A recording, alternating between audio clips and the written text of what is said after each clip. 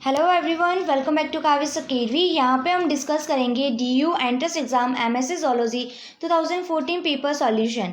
Okay, तो जैसा कि आपको पता है part first and part second के अंदर 1 to 50 क्वेश्चन डिस्कस हो चुके हैं। इस वीडियो के अंदर हम नेक्स्ट 25 क्वेश्चन को डिस्कस करेंगे, like question number 51 to 75। Okay, तो स्टार्ट करते हैं। Before we starting this video, please subscribe my channel.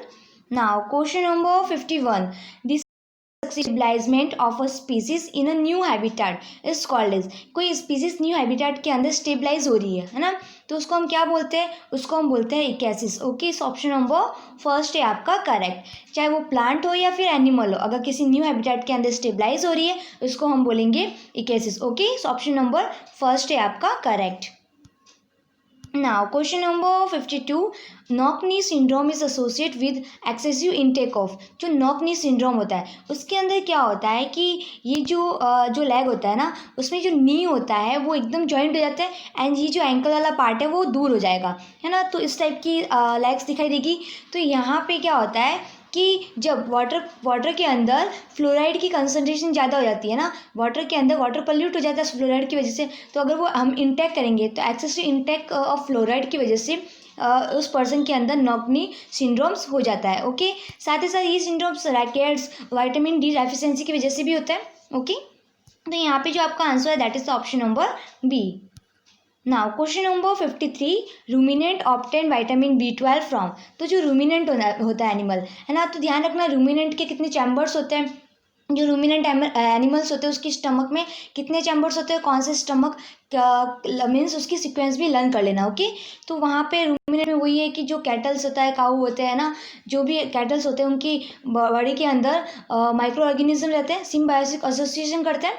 Okay, तो यहाँ पे जो रूमिनेंट है ऑब्टेन विटामिन B12 कहाँ से ऑब्टेन करते हैं? From the micro organism in the caecums. Option number C होता है आपका करेक्ट।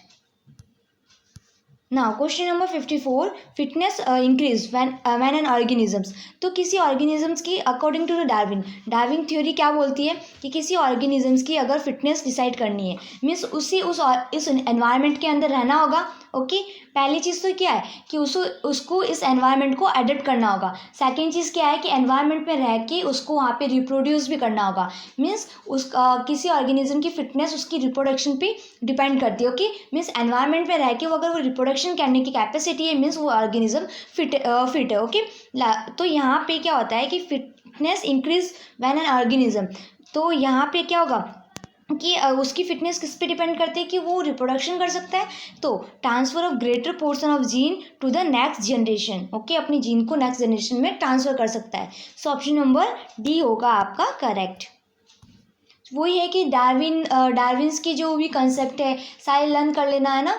कुछ नहीं है, नॉर्मल सिंपल से कंसेप्ट होते हैं तो आपको वो लर्न करना है। डार्विन हुआ, लेमार्क हुआ। ओके, नाउ नेसिएट इज, तो ये होता है सॉल्जर टर्माइट को बोलते हैं। ऑप्शन नंबर सी होता है आपका correct. Now question number 56, again ये क्वेश्चन बहुत पूछा जाता है। ओके, वही है कि जो आपका न्यूरॉन वाला टॉपिक है ना, न्यूरॉन के अंदर कब रेस्टिंग पोजीशन आ रही है, कौन सा इनहिबिटर वर्क कर रहा है एंड कब आयंस अंदर आ रहे हैं, कब बाहर जा रहे हैं। ओके, कितने वोल्ट में हो रहा है, कितनी वोल्टेज हो रहा है, तो ये सारी चीज़ें आप अच्छे से देख लेना। तो जो सोडियम पोटेशियम ATPase है, क्वेश्चन रिपीटेटिव है ना। Sodium potassium ATPase pump is important in axon because it. तो एक्सॉन के लिए इंपॉर्टेंट क्यों होता है कि ये क्या करता है कि जो रेस्टिंग पोटेंशियल होता है उसको मेंटेन करके रखता है, लाइक सोडियम को आउटसाइड एंड द पोटेशियम को इनसाइड को मेंटेन करके रखता है। तो यहाँ पे क्या करता है, दे maintain the gradient across the membrane की ग्रेडियंट को मेंटेन करके रखेगा। ओके, इस ऑप्शन नंबर सी होगा आपका correct. Okay, now question number 57, again repetitive question है, वॉल्कमैन कैनाल कनेक्ट। तो आपको पता है कि जो 2014 का जो पेपर है 2016 का पेपर है, दोनों में काफ़ी ज़्यादा क्वेश्चंस रिपीट हुए हैं। ओके, तो वही है कि एक ईयर छोड़ के आप भी अगर कोई पेपर देखोगे तो उसमें आपको रिपीट है। तो अभी आप 2020 का एग्ज़ाम दोगे तो 2018 का जो पेपर है वो एक बार अच्छे से देख लेना, है ना। तो वो भी आपको पता है कि मेरे इस चैनल पे मिल जाएंगे 2019, 18, 17, 16, 14। ओके, ना वर्कमैन्स कैनाल कनेक्ट, तो ये इसका मैंने स्ट्रक्चर आपको समझा रखा है ना 2016 वाले पेपर में। तो वहाँ पे हर्वेसियंस कैनाल विद ल्यूकिन। सो ऑप्शन नंबर सी होता है आपका करेक्ट। ना क्वेश्चन नंबर 58, अगेन मैंने आपको बोला है कि जो विटामिन वाला है पोर्शन, विटामिन की डेफिशिएंसी से कौन सी डिजीज़ होती है, विटामिन कहाँ को फैक्टर के जैसे वर्क करता है, कहाँ पे क्या वर्क करता है, तो विटामिन्स कौन से साइकिल के अंदर क्या वर्क करता है, कुछ नहीं करना है, सिंपल सा विटामिन का चार्ट निकालना है एंड वो विटामिन कहाँ कहाँ वर्क कर रहा है वो चीज़ देखनी है आपको। ओके, लाइक किसी डिजीज़ के अंदर वर्क कर रहा है तो किसी इसकी डेफिशिएंसी कौन कौन सी, लाइक माइक्रो ऑर्गेनिज्म की बात हो उसके अंदर भी अगर डिजीज़ हो तो भी ध्यान रख लेना। ओके ना, तो क्वेश्चन नंबर 58 में क्या दे रखा है, beri rickets and the scurvy.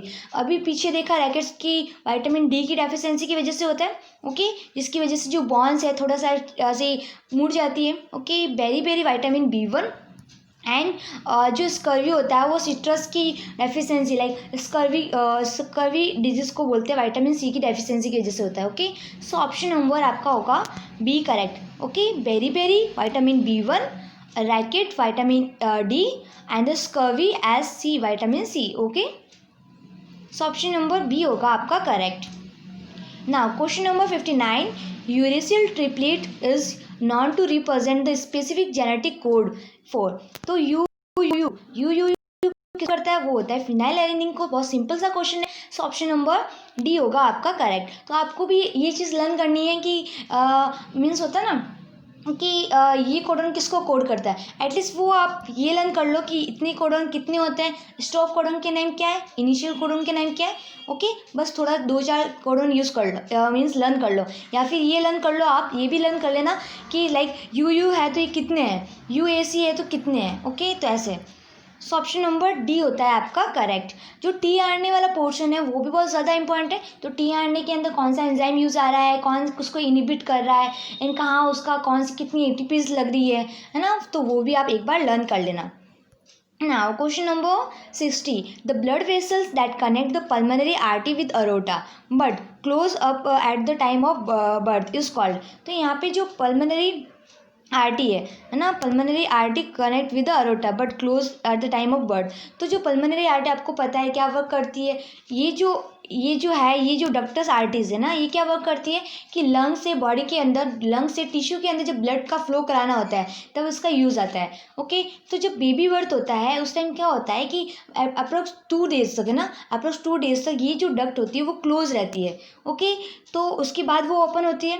तो यहाँ पे ये पूछा गया है close at the time of birth, means birth के टाइम कौन सी आर्टिस क्लोज रहती है, that is the ductus arteries. Okay, so option number C होता है आपका करेक्ट।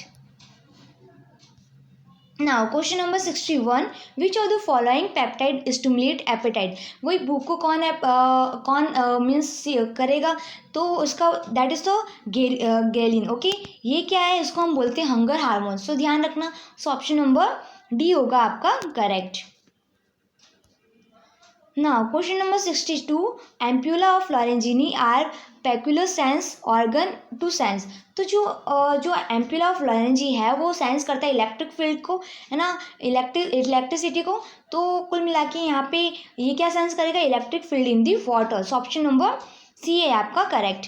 वही है कि प्रे को कैप्चर करने में या फिर उसके आसपास चलता है तो उसको पता चल जाता है कि हाँ कोई प्रे आ रहा है या फिर कोई प्रीडेटर आ रहा है, तो उससे उसको मीन्स प्रोटेक्ट मिल जाता है। सो ऑप्शन नंबर सी होगा आपका करेक्ट।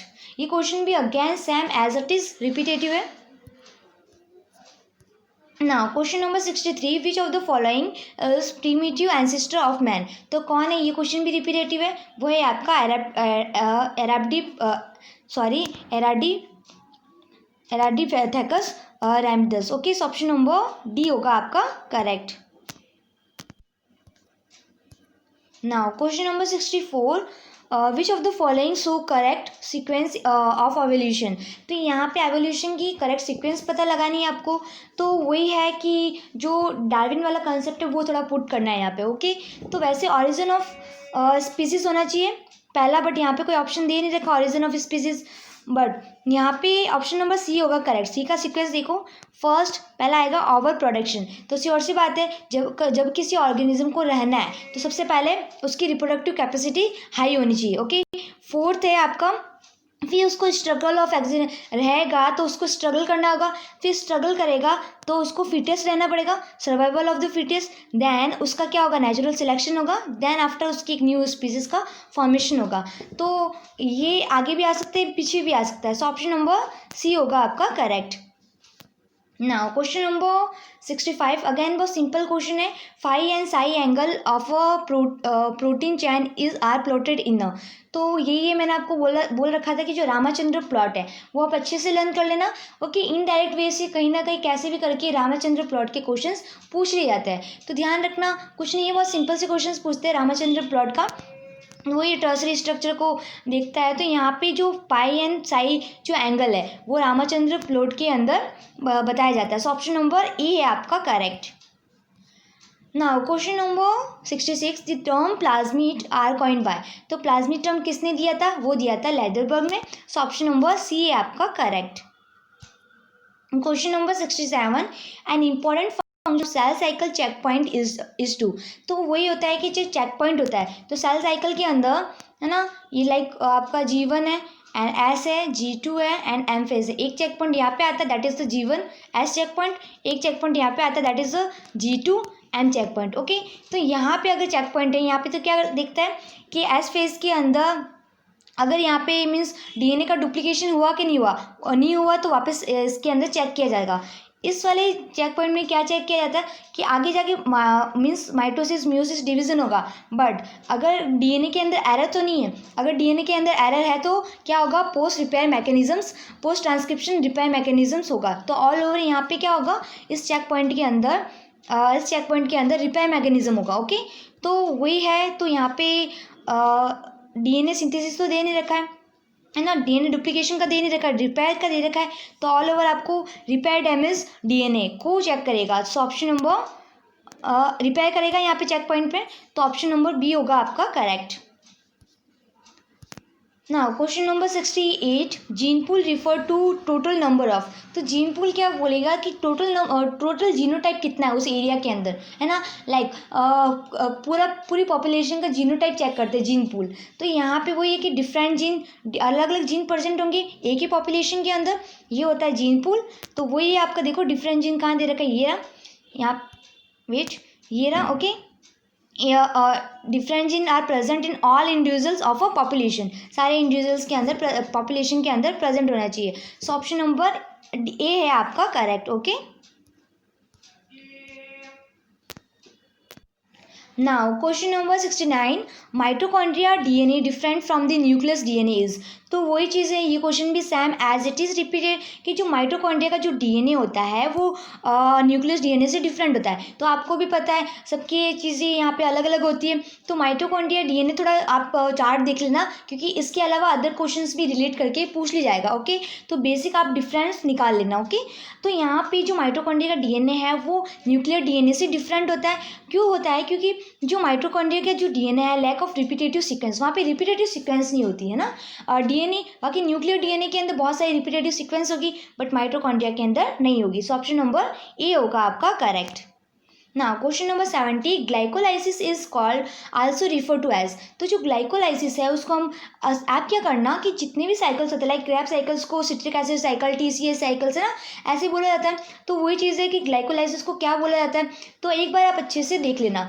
ओके, तो यहाँ पे glycolysis also refer to as the independent ये वाला pathway. Okay, so option number third है आपका करेक्ट।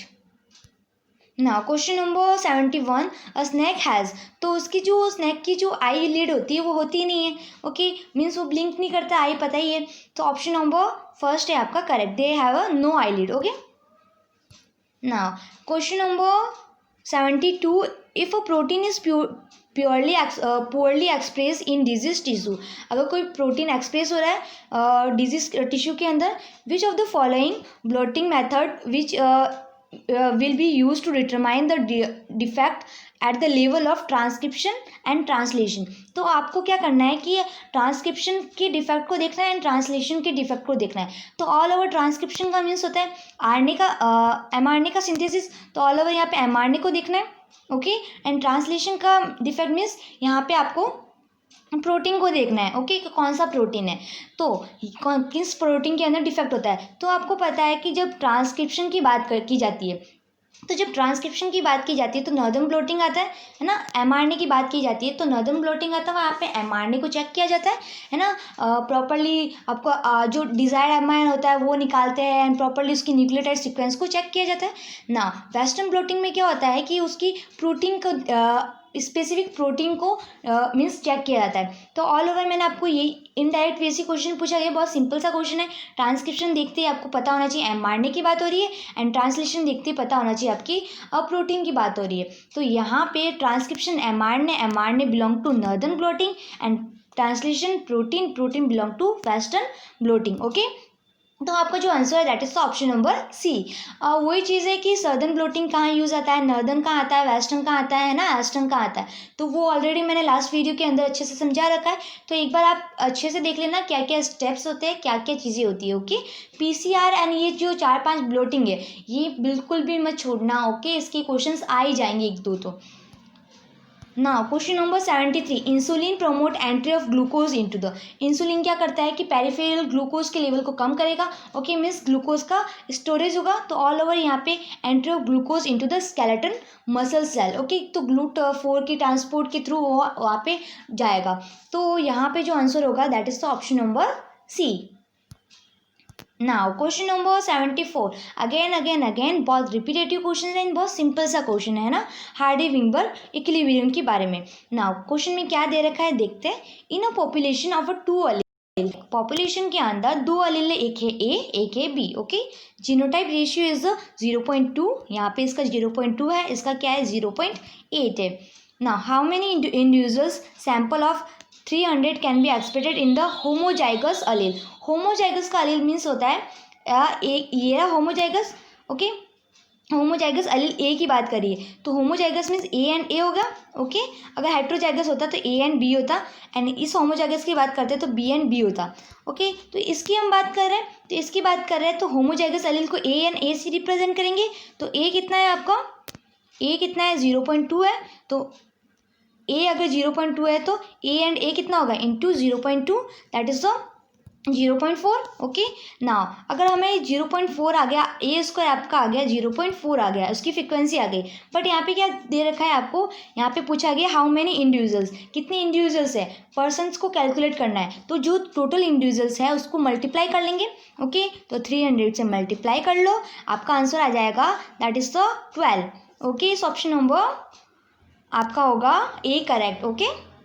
नाउ अगर यहाँ पे वेट, अगर यहाँ पे इसका ना पूछ के, ए का ना पूछ के, अगर आपको बी का पूछता है, बी की कितनी 0.8 है, अगर 0.8 की पूछते तो 0.8 इंटू 0.8 फिर 300 से मल्टीप्लाई होता, तब उसका आंसर आपका 192 आता, ओके। तो ध्यान रखना क्वेश्चन में क्या दे रखा है, क्या चीज़ पूछी गई है। कुल मिला के हार्डी-विंबर्ग जो प्रिंसिपल है ये भी ध्यान रखना, A plus A square is equal to वो पूरा फॉर्मूला आता है। अगर यहाँ पे 2 अलील की बात की तो ए स्क्वायर होगा, अगर 3 की बात की तो ए प्लस बी प्लस सी का होल स्क्वायर, ओके। अभी ये जो बीच का एग्जाम हुआ था उसके अंदर तो मीन्स 3 एलिल्स की फ्रिक्वेंसी पूछ ली गई थी। तो ऑल ओवर आप सब लर्न कर लेना कि हार्डी-विंबर्ग के अंदर आपको 1 से 2 क्वेश्चन तो मिल ही जाएंगे, ओके। तो उसकी क्या फार्मूला होता है, कैसे पुट करना होता है, किस चीज़ को फॉलो करता है, कौन कौन से लॉ को फॉलो करता है, like gene frequency is equal to genotype frequency, है ना उसमें म्यूटेशन होगा, ना जेनेटिक ड्रिफ्ट होगा, ना कोई सिलेक्शन होगा, कुछ भी चीज़ नहीं होगी, रैंडम मैटिंग होगी, है ना, ये सारी चीज़ें होती है। तो ध्यान रखना उसमें कुछ भी सिलेक्शन नहीं होगा, जीन फ्रिक्वेंसी जीनोटाइप फ्रिक्वेंसी के इक्वल होगी, ना कोई म्यूटेशन होगा। तो हार्डी-विंबर्ग लॉ जो है उसको अच्छे से देख लेना, 1-2 क्वेश्चंस मिल ही जाएंगे, ओके। ना फॉर्मूले भी प्रैक्टिस कर लेना।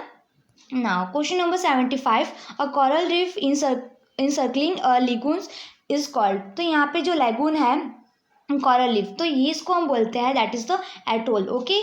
तो ऑप्शन नंबर सी है आपका करेक्ट। तो जो कोरल रीफ है उसके बारे में भी आप अच्छे से देख लेना। कभी कभी पूछा जाता है कि स्टोन कोरल का क्या नाम होता है, इस कोरल का क्या नाम होता है, ओके। तो आपको कोरल के बारे में भी थोड़ा बेसिक नॉलेज ले लेना है। उसकी लाइक उसकी सरफेस है किससे बनी होती है, कैल्शियम कार्बोनेट की बनी होती है या फिर किससे बनी होती है, ओके।